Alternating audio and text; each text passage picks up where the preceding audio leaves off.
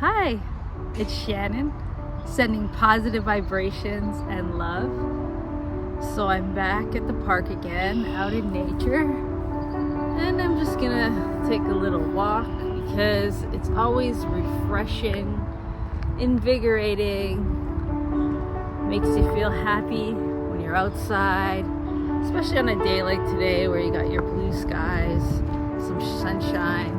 It's relatively warm, nice spring day. So today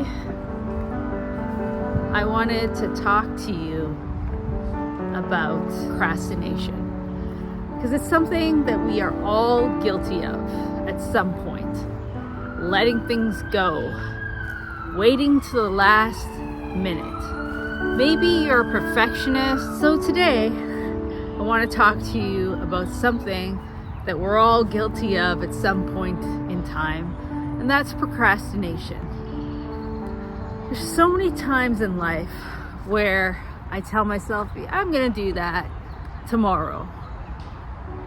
And when tomorrow comes, I don't do it. It doesn't get done. And then I tell myself, I'll do it the next day. And you come up with excuses. Or sometimes, if you suffer from perfectionism, you will end up putting it off because it's not the right time, not the right woman, doesn't look good. There might be a better approach, a better way to do it, and you're waiting. But really, you only have one chance in life to do things, and that is now. You have to be in the now. The place is here, the time is now, the moment is now to do things, to get them done. Because you're not guaranteed tomorrow. So whatever you have in life to do, whatever tasks, if it's cleaning your room, doing your laundry, cleaning your place, if it's fulfilling a job, if it's fulfilling work for your job, if you're writing a novel and you still haven't wrote a chapter or a page, say you have an essay due or a report, you must try to do it as soon as possible right now, because this moment is the only moment you have. It's the present. The present is a gift. It is the blessing, because the future is a mystery. Nobody knows if the future is actually going to happen, but the present is happening. So today, I came out and I decided to make this video because I've been procrastinating on videos.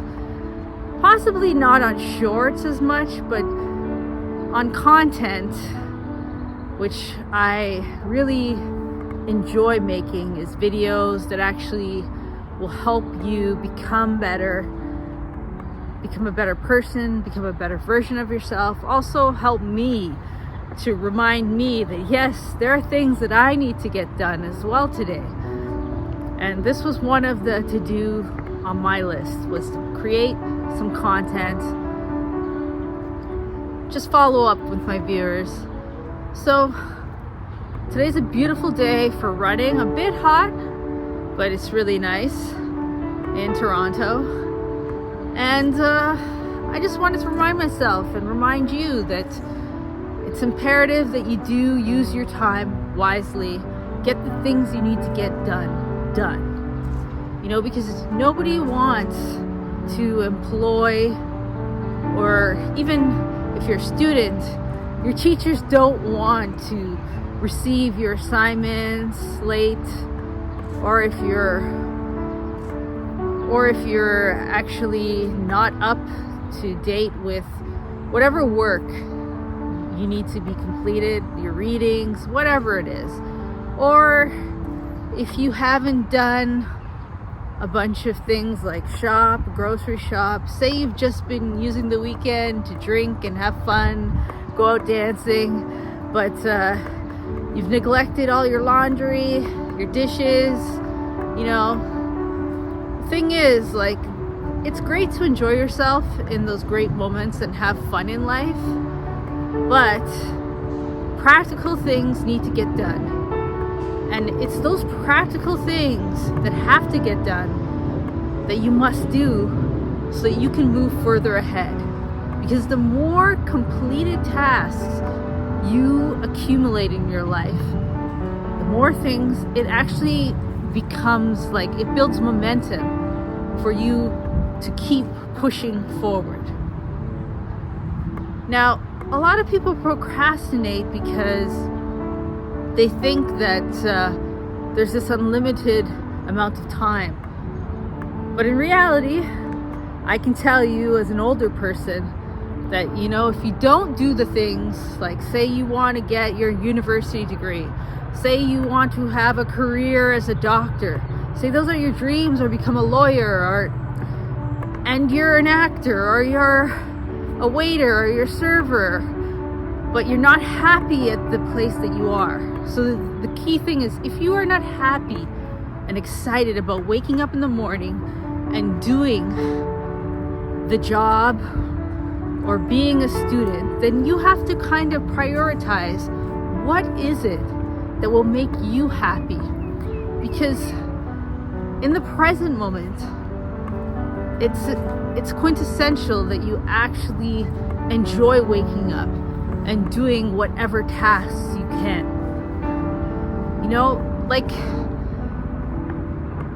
I don't think anybody really enjoys doing their laundry or folding clothes, but you do get some happiness when you put on those fresh, clean clothes and you have that smell, the clean smell. After you clean your dishes, or you clean your floors, or you clean up your room, your bedroom, make your bed, there's a pride in that. There's an accomplishment. There's a feel good at seeing this great, clean environment. There's something to that mentally that gives you empowerment and a feel of achievement. It's very rewarding. When you don't do anything, say you just sleep and you get little accomplished that day because you were just sleeping, you feel like you wasted your time. And the thing is, if you keep doing things like that, wasting time, it adds up in life. And then you end up 10 years, like 3 years, 5 years, it starts at 1 year, 2 years, 3 years. And you're like, hey, I'm not where I intended to be. And if you keep procrastinating like that, you'll never get to achieve your dreams, right? Because everybody has goals, everyone has dreams, whatever it is. Like for now, my goal is to run that carnival run July 27th. It's just a 5K, but that's a big push for me, because it's like, I guess because I was running quite a bit in the past, I kind of start to look at running like a chore. But then once I get into doing it, I feel much better. I feel like my momentum building. I feel more positive. I mean, it's just like here. I'm out in nature on this trail. And I can tell you, like, once I get out here, outside, there's just something so incredible and powerful about being in nature. Like seeing green. Maybe, like they always associate green with money, but I associate green with life. Green is actually my favorite color. And the reason for that is because I associate it with life. Like, life is green, I mean, even if you look at the sea or the ocean, right? And you look at plants, right? They're kind of green too, algae, all those seaweed. Of course, there's other colors down there, translucent colors and things that we haven't seen because we have never reached the depths of the sea or the ocean. But on land, right, green is a sign of life. And it's very rare that you run into people on the trails, but today I am.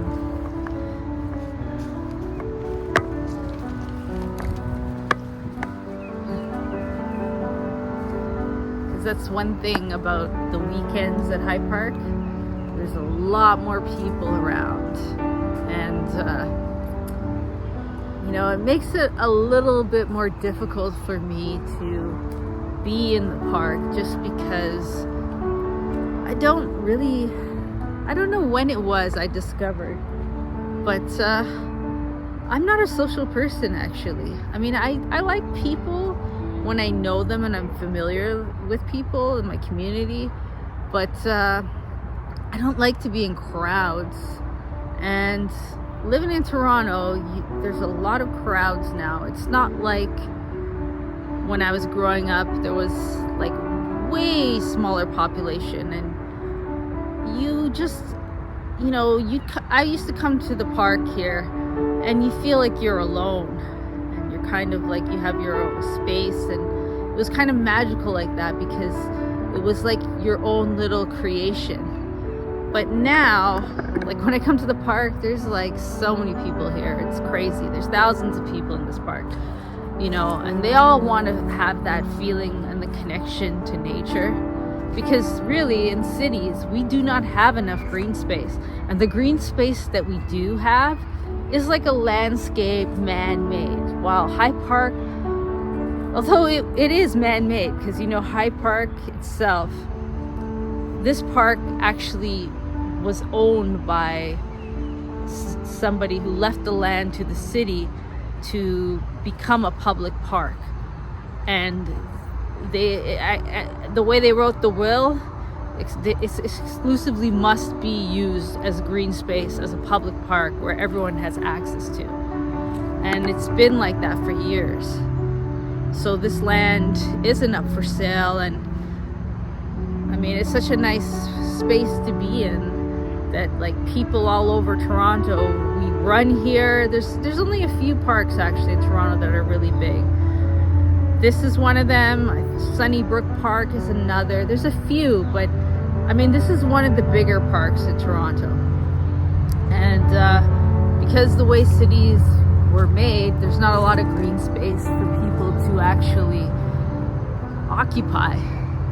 So everybody tries to get in their nature. And if you don't drive and you can't go up north, take the drive up to like the real actually forested areas where you could hike and stuff, then this is the closest you get in the city to something more natural, more like hiking trails. And I guess I've been blessed that I live so close to this area, I have access to it, and it's always nice to see how the park evolves. It's how the plants start to grow. In the winter it's pretty barren, right? And all you see is like basically the leaves, which you don't see much on the trails because all the trees don't have leaves.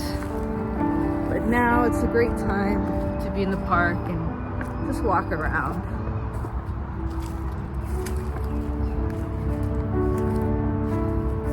So like I said, for my running and exercise, it's because I used to be really disciplined about training. I'd always train for a marathon, or I always have an aim, right? Because that's what gives me momentum to actually run, is having a goal. That, yeah, I'm going to fulfill this race. I'm going to do this. Or else, I guess I'm actually goal oriented. Or else it's hard for me to be like, oh, I got to do it. I got to get there. It's funny. You don't see it, but there's a ton of mosquitoes here. A ton of them already out. I like this kind of background because you see how the trees are just like they've fallen over everywhere. It's kind of cool.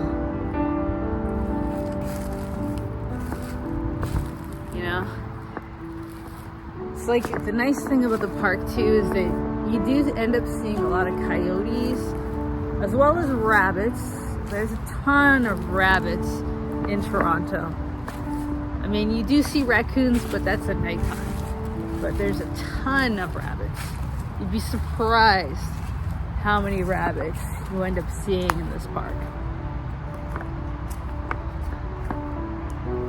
And skunks, of course. There's even beavers in here, to be honest. One morning I was running and I ran into a beaver, and I was like pretty scared because I was like, it was big. It was bigger than a dog. It was fat too. And I was like, if this thing bites me, I'm done. But I kind of like did a turn, like a shimmy, like a turn like in basketball where you just pivot. So I kind of turned around this beaver, you know, because I was in like really good physique back then. That was like 2015. So that was when I was training for the Boston Marathon. And yeah, it was just interesting that you can definitely, there's so much wildlife here that people don't even know about, you know, because like if you come here on the weekends, like how I'm here, you know, if you actually go on the main trails, all those animals are in hiding because there's thousands of people walking through the park. But on regular days, this park is buzzing with life everywhere.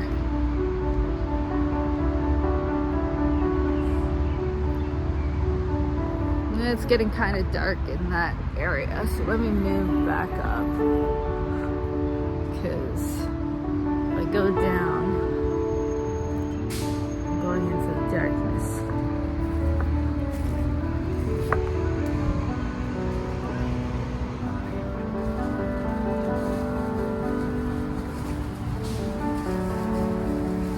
So one sad thing about Toronto is that a lot of our public parks are becoming places for homeless people to inhabit. And you don't see like much being done to actually solve our problem of homelessness, because with the increased cost of living, housing prices, inflation, mental illness basically being on the rise since COVID, and people were cut off from so many resources, and some of these resources, just like some of the businesses that closed during COVID, never reopened. So there's a lot of people that have been like basically have been pushed into homelessness because of multiple factors. And we have a huge homeless population in Toronto, and the majority of the homeless people have mental illness and need help, you know, not just a plate of food, or they actually need help to get back on their feet, to get into a better position. And it's very troubling that the parks are becoming like this, because then you have a bunch of like, it's unsanitary conditions, you know, when you have people using, you know, public land as like a restroom, and also using drugs, syringes, whatever else and whatnot, and leaving, you know, it's pretty ugly, right, what it can do to like a public space that everybody comes to. And the thing is, like, I have a lot of compassion for these people, because obviously life isn't easy for anybody, but they have to come up with a way to treat this problem soon in Canada, because it's becoming ridiculous. Like, I walk around the corner from my house, and there's actually homeless people who actually live right at the church, in front of the church. And you know, I understand the church is like a place where people feel sheltered and secure, but we do not have like enough shelters, enough capacity in Toronto to actually house and keep homeless people, give them opportunities. And there's not enough programs and access to these resources as people actually think. It's actually much harder to get help than you think. You know, even for someone like myself, if I have mental illness, it is very difficult. In fact, it's not even covered by our OHIP, is like any kind of psychiatrist, psychologist. You have to pay out of pocket or have some private insurance. And most private insurances don't cover this kind of treatment because it's very expensive. So it just shows you that mental illness is not being treated in the same regard as like, you know, cardiovascular disease or risks for strokes or whatever, or if you get a broken leg, you know, when the most humbling and the worst situation, one of the worst positions you can be in life is a broken spirit. And becoming homeless is obviously as a result of a broken spirit, which embodies basically mental health deterioration. And we need to find ways to help these people and provide them with a way to support themselves, right? Because not everybody learns in life that you need to actually work towards something. Not everybody learns that you need to actually be educated. Not everyone learns that how to problem solve in life. You know, not everybody, and when you are down, low, depressed, you know, these kind of mental illness actually, basically it puts a damper on any actually ability to manage and cope with problems or duress, because you become so overwhelmed that, you know, a lot of people, when they're overwhelmed, what do they run to? Alcohol, drugs, and then end up in a cycle of like prostitution or homelessness. You know, there's like so many sad stories. We have a person in my community that is homeless, and we all know who they are, and we give them food sometimes, and we try to help them, but the sad thing is that they're a drug addict as well. So if you give them money, sometimes they'll buy drugs. You know, it's just sad because of this, they ended up getting AIDS. And it's just sad because this is going to be something, it's a consequence of like misjudgment, you know, because, and not being treated for the mental illness. Because there are actually agents of the city of Toronto that actually drive around looking for homeless people at times and trying to help them. But they can't actually get to all of them. They can't actually reach all of them.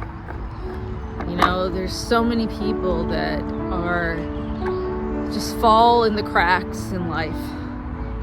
And this is why you can't procrastinate, because you don't want to fall in those cracks and be looking back and saying, oh man, I regret, I shoulda, coulda, woulda, but you didn't, right? And when you live with the shoulda, coulda, woulda, and didn't, you know, you have to be, actually, I can, I will, I'm doing it now. It's got to be a now. It's got to be like, things got to get done. You know, like what I'm saying about the homeless problem, things got to and will get done. I mean, we got to do something as a collective, because, you know, the government can't help people. it's not doing the job that it's supposed to be doing, you know. So we, as the population, we got to start doing things. We got to implement help. We got to implement ways for these people to obtain help and to like get them back on their feet. You know, I always make videos about winning the lottery, and that's actually one of my ideas. Was if I did win the lottery, like obviously like the big lottery, like 50, 60 million, I would buy a building and like house a ton of homeless people or like single parents. You know, that's one of the things I wish there was more access to, is housing. And I noticed that Trudeau recently said he's going to basically immigrate 500,000 people that are actually tradespeople, because like we need to build new houses in Toronto, and we do not have enough tradespeople at the moment to do that. Although I'm not sure if that's actually true, if we actually need more tradespeople, or we can't just use the ones that we have here already. But either way, I know we actually do need the housing. And I know that if I did win the lottery, I would facilitate some resources for homeless people, for somewhere for them to stay, and try and hire some psychologists, psychiatrists, therapists, and people to assist them. You know, even if it's a temporary measure that, you know, still, if somebody has somewhere to live and be clean and access to food, you know, that can make a huge difference in what they actually do in the future. So, you know, that's just, that's kind of like a pipe dream, because realistically, you know, that's in a long time from now. But my actual dream is to become a full-time YouTuber. And I'm trying to get these 3 million shorts views, and I'm trying to get my 3,000 watch time hours. And I can tell you, this is a challenging task. It's very daunting when you do not have, like, I don't have, well, people my age aren't really, you know, following and doing all this, like, I mean, I didn't grow up with the social media, to be honest. So it's like I myself have very few friends. I have a lot of acquaintances, but you know, I have a very small circle of friends, of people that I trust, rely on, and provide me with support, who actually are concerned about my well-being. You know,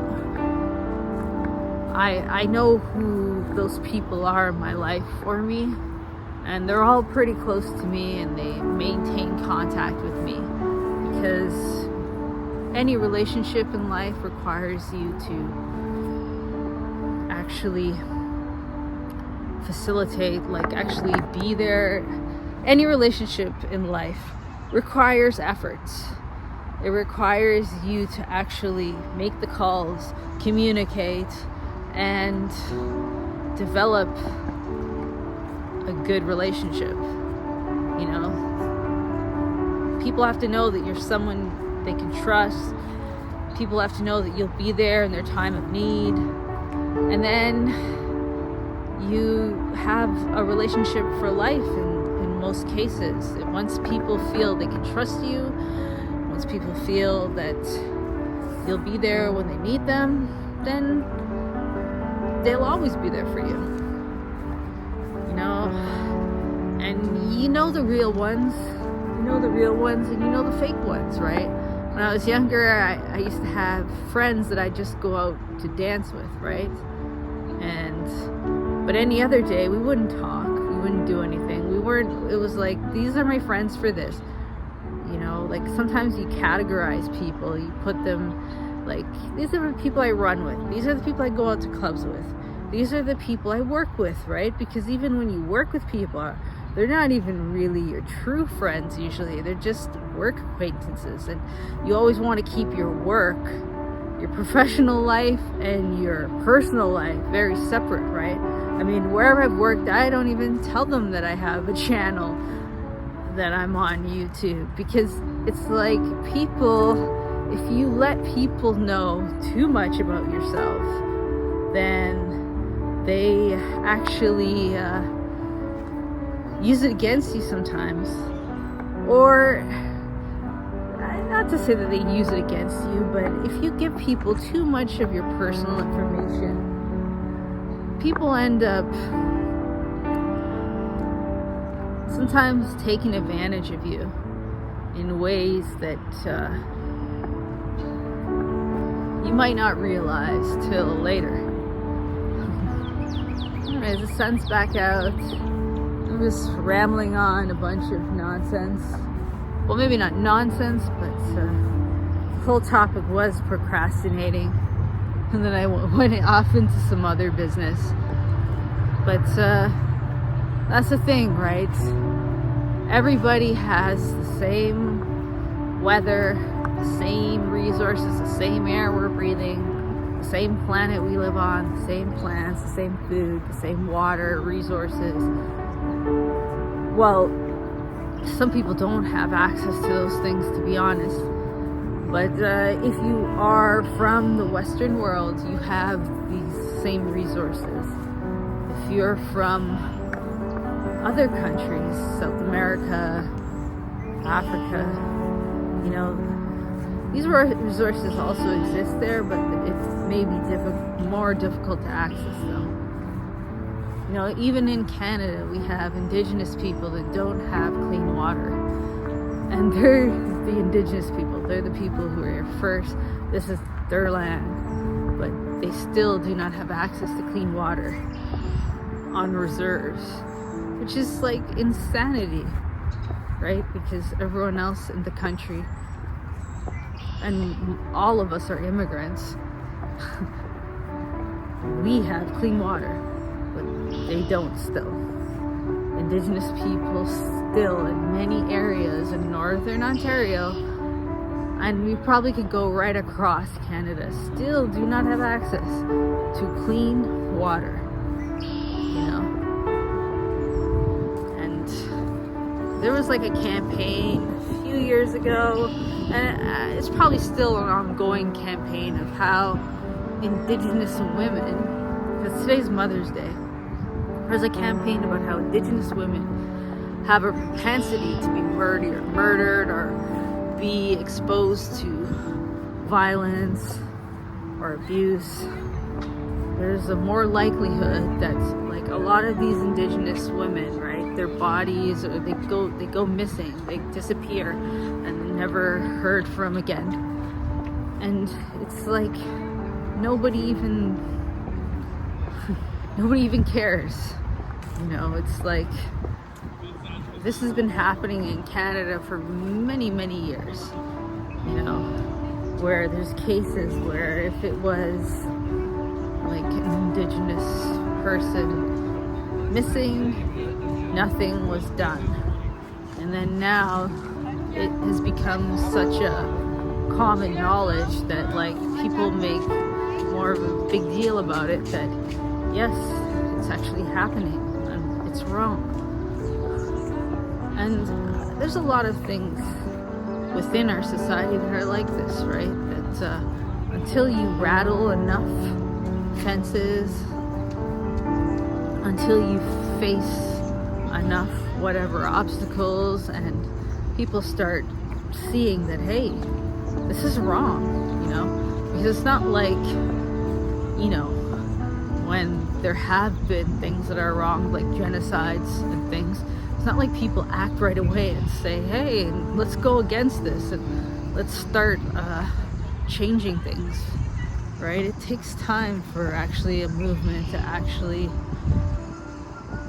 to actually do something. It takes time for movement to actually make things happen. And that's what life is about, right? It's about using your time wisely, managing your time wisely so that you get the things that you want to accomplish done, and you don't get stuck or left behind, right? Because it's very easy to neglect things, let them sit, wait for later, and then later never comes, right? Because this moment, right? Like, even if you look at this water and there's some ducks, they're on the lot, well, it's like a tree in there, but it's like this moment is never gonna happen again, right? This is the one shot moment, you know? It's like the Eminem song, you only get one shot. You literally do in certain moments, right? That's the only moment you have, and the moment that you have is right now. And that's why, you know, this procrastinating is such a terrible habit, because it leads you nowhere. It leads you to time wasting, and it leads you basically to wasting your time and regretting things later. And that's just the whole point. And that's why people gotta set goals, set up their life so that you are already performing at your peak, always doing things, always stepping and moving forward. Like I always say, moving forward is everything in life. You know, I'm trying to move forward into, you know, getting my channel monetized, and this is how it goes. Like right now, you know, my older son is actually gonna be going to University of Toronto next year, and that's his movement forward, right? His goal to become a lawyer. And that's what you got to do. You always got to be stepping up, moving forward. My younger son, he's actually moving forward too. He's trying out for the soccer team. That's his goal. He wants to be on the soccer team and play. I mean, these are steps, they're little things, but I mean, that's what makes him happy. So whatever makes you happy, that's what you should be stepping towards.